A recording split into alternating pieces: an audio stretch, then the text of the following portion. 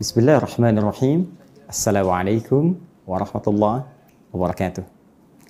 Alhamdulillah wassalatu wassalamu ala Rasulillah wa ala alihi wa sahbihi wa man wala wa ba'du.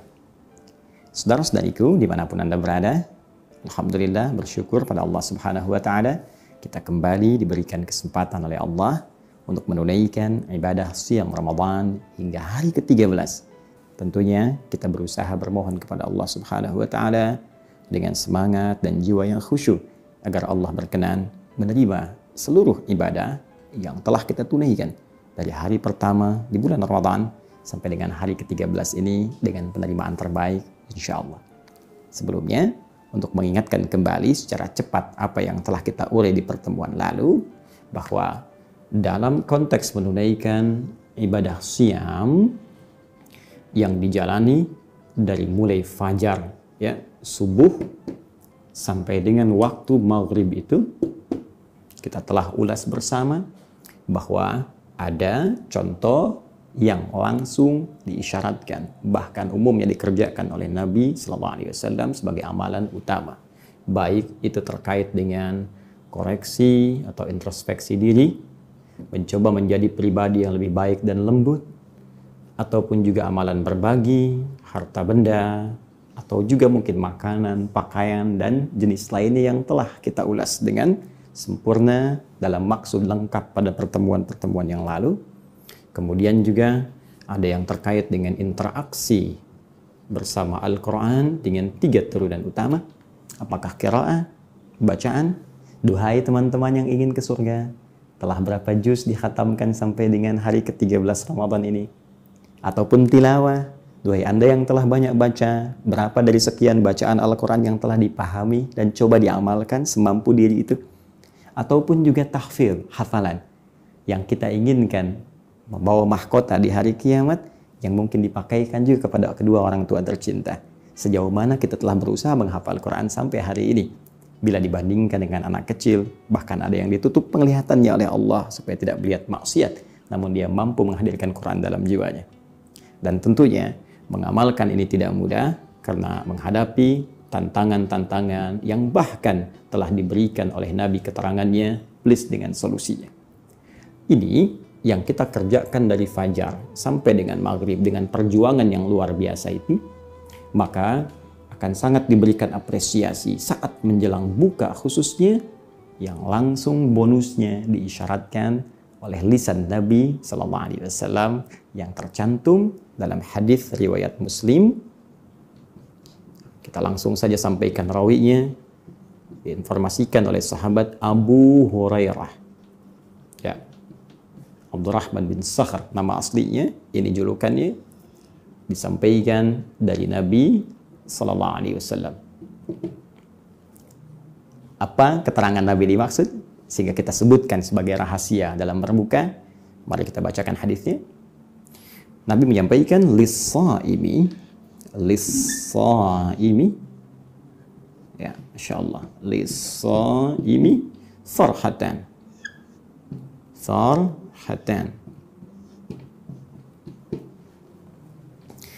lis-shaimi, bagi setiap orang puasa itu, bagi semua orang puasa. Nah, ingat ya cara menerjemahkannya. Saya ingin turunkan dulu bahwa ini asal katanya begini. Ada lam, ya, li. Kemudian ini ada alif lam. As-shaimi. Asalnya begini. Ya, as-shaimi. Karena masuk lam dibacakan asy-syamsiyah. Syamsiyah itu tidak bunyi kemudian alif lamnya. Ya, sehingga bisa disatukan dan bisa hilang alifnya. Karena ini hamzah wasal asalnya. Kita hilangkan jadi bisa nyambung. Ya, lis-shaimi. Kenapa penting saya munculkan alif lamnya untuk menerjemahkan dengan terjemah gramatikalnya? Alif lam kita pahami setidaknya memiliki beberapa fungsi di bahasa Arab. Ada ta'rif, ada yang kedua al-istighraq namanya. Ya, menunjuk pada makna holistik, luas, mencakup segala, semua. Ya, seperti di firman Allah Al-Fatihah, Alhamdulillahi Rabbil Alamin. Ya, di ayat kedua, Alhamdulillahi Rabbil Alamin. Alif lamnya istighraq. Karena itu kita terjemahkan semua pujian, segala pujian itu hanya milik Allah. Nah, dalam konteks ini, kalau kita ingin kaitkan dengan kata as-shaim, ditambahkan dengan huruf lam sebelumnya lis-shaimi, maka kita terjemahkan bagi semua yang puasa itu.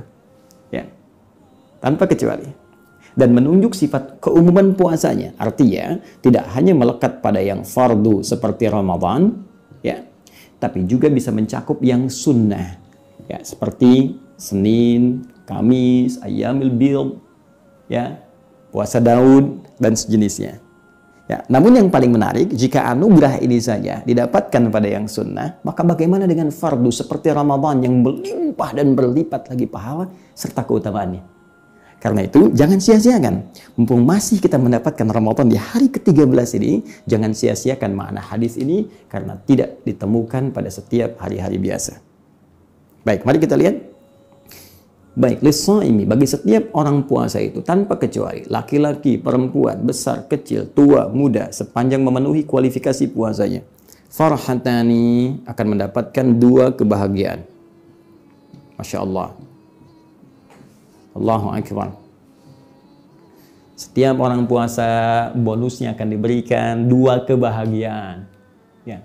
Jadi sebetulnya orang puasa itu sebetulnya harusnya bahagia. Bukan lemes, lesu. Nah, jadi kalau ada orang puasa itu cenderung wah lemes atau menggerutu, ini menandakan ada persoalan dalam puasanya. Ya, puasa membawa kebahagiaan. Apa 2 kebahagiaan yang dimaksudkan? Mari kita lihat cepat. 1, farhatun. Farhatun, ya. Hina yuftiru. Allahu Akbar. Kebahagiaan pertama adalah rasa bahagia yang dirasakan saat ia mulai berbuka. Nah, ini rahasianya. Ini konteksnya. Baik, saya tanya pada Anda, kapan berbuka puasa? Duhur. Kalau duhur itu anak TK. Asar, anak yang mau masuk SD baru belajar, kan? Baik, seorang yang memenuhi kualifikasi syarat ketentuan puasa pasti mengetahui bahwa buka puasa itu maghrib. Ini dia. Karena itu kita katakan di awal rahasia saat berbuka. Ya. Baik, jadi saat berbuka, maghrib itu, ya, maghrib, saat tiba waktunya maghrib, orang puasa cenderung bahagia, senang. Ya, begitu dengar azan Allahu Akbar, senangnya luar biasa. Hanya memang sebagian umat Islam, juga sementara kalangan, ada yang mengaitkan kebahagiaan ini hanya kebahagiaan berupa fisikal saja, secara fisik, ya, psikologisnya. Apa itu kebahagiaan fisik dan psikologisnya? Kebahagiaan fisik yang dimaksudkan karena orang puasa, dia telah menahan lapar, haus, dan menunggu waktunya berbuka. Dan tiba-tiba datang maghrib, begitu dengar dia bahagia karena waktu menahan lapar dan haus itu telah usai. Tiba lagi saatnya makan kembali. Ya, makan telah tiba, minum sekarang bisa. Karena bahagianya luar biasa, mendengar suara adzan karena merasa kebutuhan fisiknya akan terpenuhi kembali. Nah, karena itu banyak hal yang menarik gitu ya. Kadang ada orang yang sudah mengumpulkan makanan, menunya macam-macam, kemudian minumannya, ada sekutengnya, ada kolaknya, ada jus alpukatnya, segala rupanya, masya Allah. Ya, begitu adzan berkumandang langsung baru minum teh manis, kenyang. Tapi punya ada kebahagiaan fisik. Ya. Nah, hanya yang saya maksudkan bukan ini. Saya ulang, yang saya maksudkan bukan yang ini. Yang saya maksudkan adalah kita coba ambil lagi keterangan dari Nabi Sallallahu Alaihi Wasallam. Adakah korelasi yang dimaksud bahagia di waktu maghrib ini dengan keterangan lain yang memberikan rahasia keistimewaannya? Sebab kalau cuma bahagia buka itu standar biasa. Ya, umumnya orang kalau puasa, mungkin di non-muslim juga ada puasa. Ya, jadi kalau waktunya buka ya mungkin bahagia. Karena itu konteks kebahagiaan orang beriman akan terasa lain. Karena orang bahagia, orang beriman itu bahagia dengan imannya, menangis dengan imannya, sedih dengan imannya, masya Allah. Ya, jadi iman yang punya sinar dalam kehidupan jiwanya, yang menerangi anggota tubuhnya. Yang paling menarik ada keterangan lain di hadis Nabi Sallallahu Alaihi Wasallam. Kalau yang tadi ini di hadis Muslim, ada satu korelasi yang bisa dibahas dengan hadis yang kedua, riwayat Imam At-Tirmidzi. Ya, ini nama aslinya Muhammad, tumbuh dan berkembang di Tirmidzi sehingga dikenal dengan At-Tirmidzi. Ya. Ini kita temukan riwayatnya sahabat Abu Hurairah. Abu Hurairah. Ya, sama persis dengan yang di atas. Ya, nomor hadis 2526. ini riwayat sahabat Abu Hurairah, ini pun yang pertama riwayat sahabat Abu Hurairah. Dan yang paling menarik, mari kita lihat korelasinya. Di hadis ini disampaikan oleh Nabi, thalathatun, ada 3 golongan. La turaddu da'watuhum, yang doanya sulit untuk ditolak oleh Allah Subhanahu wa taala. Dalam bahasa lain, yang doanya begitu mudah dikabulkan oleh Allah. Di 3 golongan yang doanya cepat dikabulkan oleh Allah. 1, al-imamul adil, pemimpin yang adil. Baik, bahasanya akan cukup panjang. Kalau bagian pertama ini kita masuk ke konteksnya karena kita sedang kultum, ya. 2, as-shaimu hatta yuftira. Ini yang saya maksudkan. Ya, 1 al-imamul adil, pemimpin yang adil. Yang kedua as-shaimu hatta yuftira, orang yang puasa ini. Ya. Hatta yuftira, ini kalimatnya. Hatta yuftira, orang puasa sampai dia buka. Sampai dia buka. Allahu Akbar. Jadi ternyata pada saat kita akan berbuka itu, dari kita puasa sebetulnya, kita puasa, dan puncaknya saat akan buka itu. Ya, hatta itu menunjuk pada ujungnya, akhirnya. Jadi dari mulai orang puasa itu, doanya dikabulkan, puncaknya saat akan buka. Itu ditunggu. Anda mau minta apa? Ya, jadi orang puasa itu luar biasa. Sampai di hadis yang lain, hadis qudsi, di Al-Bukhari, ya, dalam kitab Siyam, teman-teman sekalian, bab tentang keutamaan puasa, bab fadlus shaum, itu langsung disebutkan di hadis qudsi. Qala Rasulullah SAW, qala Allah Azza wa Jalla, Allah berfirman langsung, ya, orang puasa itu dia menahan makannya untukku, menahan syahwatnya untukku, menahan minumnya untukku. Asyamu li wa ana ajzi bihi. Ya, puasa yang kerjakan, diniatkan ikhlas untukku, aku akan memberikan bagian-bagian terbaik untuknya. Aku berikan pahala sesuai dengan kadar keikhlasannya. Tapi yang paling menarik, perhatikan kalimat ini. Yatruku ta'amahu, ya, wa masyarabahu, wa syahwatahu. Dia meninggalkan makannya, minumnya, syahwatnya untukku, kata Allah dalam hadis qudsi.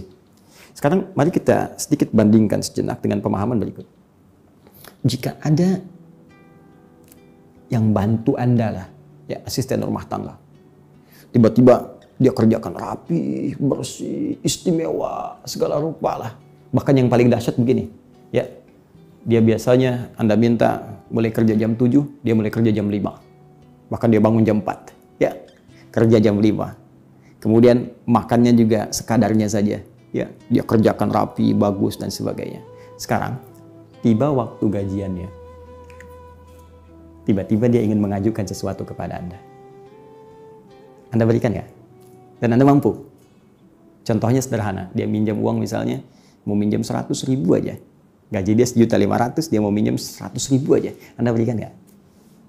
Maka demi Allah saya katakan, jangankan Anda menunggu dia gajian, sebelum gajian pun Anda sudah ingin memberikan sesuatu yang terbaik untuknya. Kalau bisa, sebelum dia minta, Anda sudah tambahkan.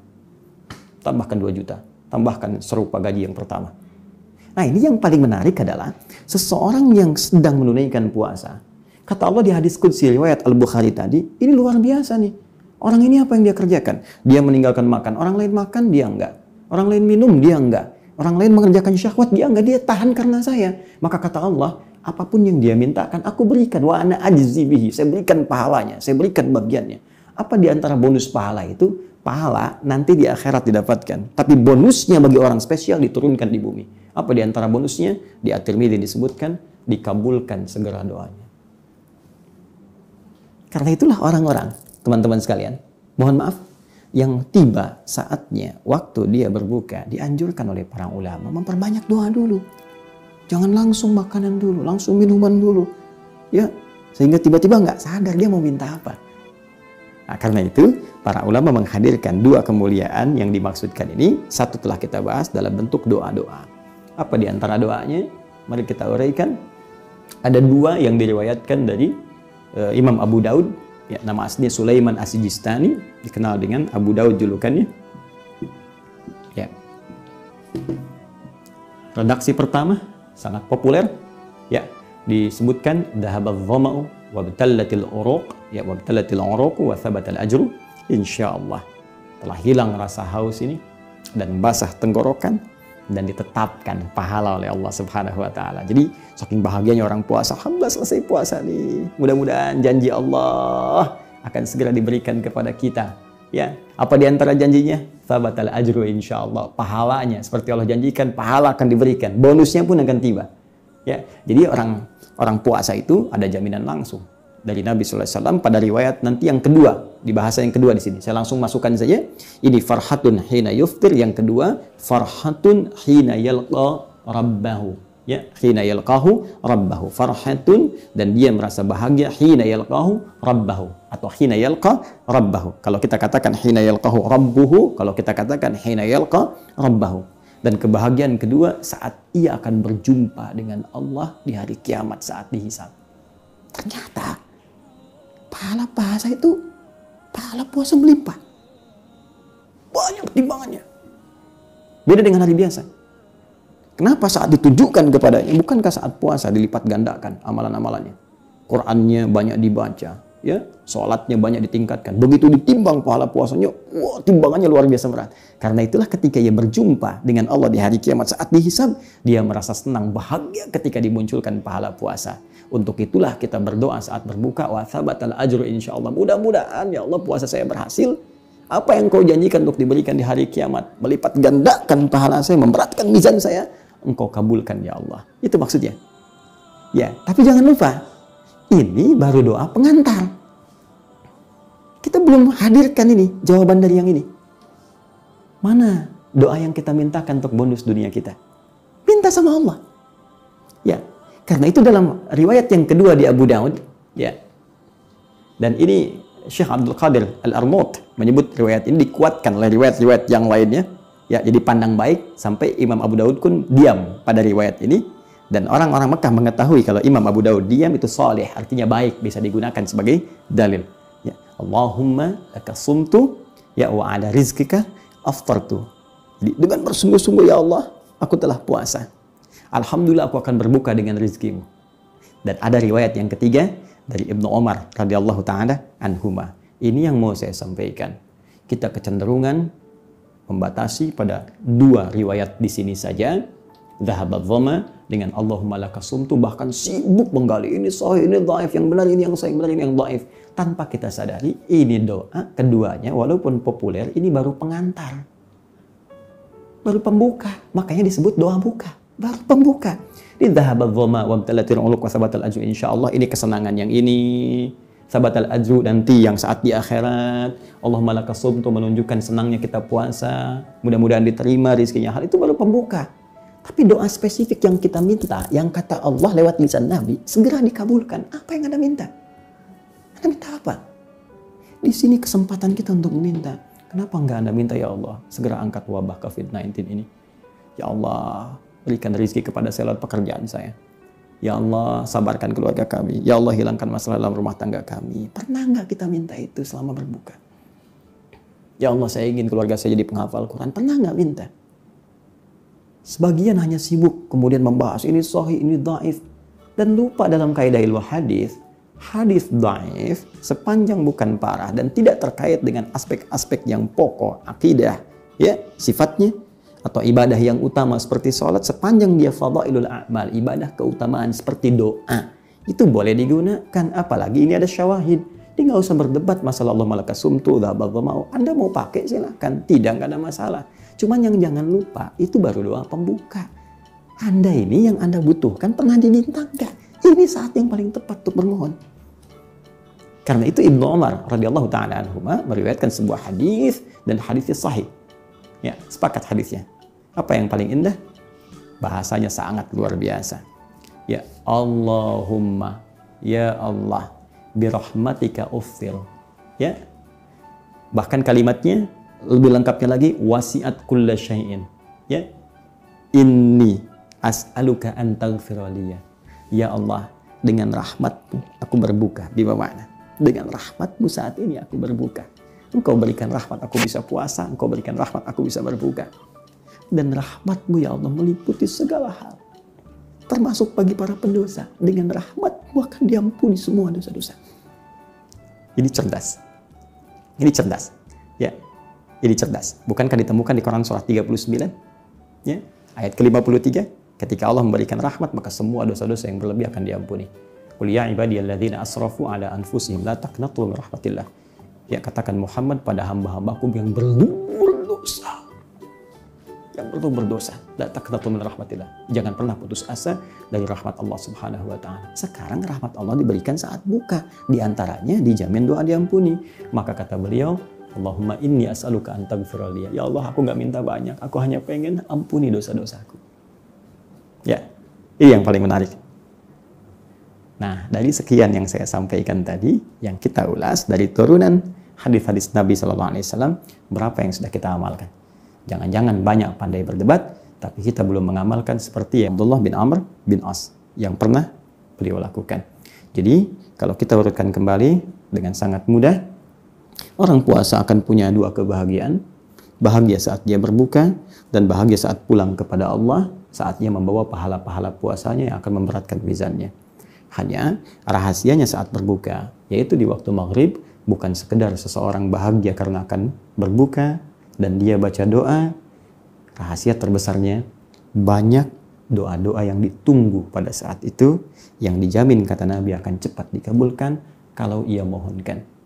Maka mari kita amalkan minimal di hari ke-13 ini.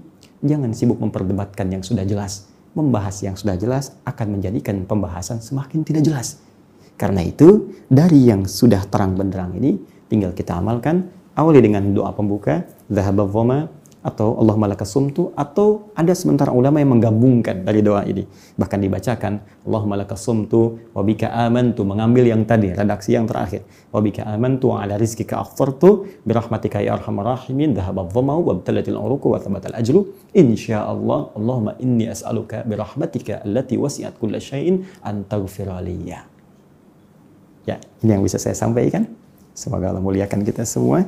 Subhanakallahumma wa bihamdika asyhadu an la ilaha illa anta astaghfiruka wa atubu ilaik wa akhiru da'wana alhamdulillahi rabbil alamin. Assalamualaikum warahmatullahi wabarakatuh.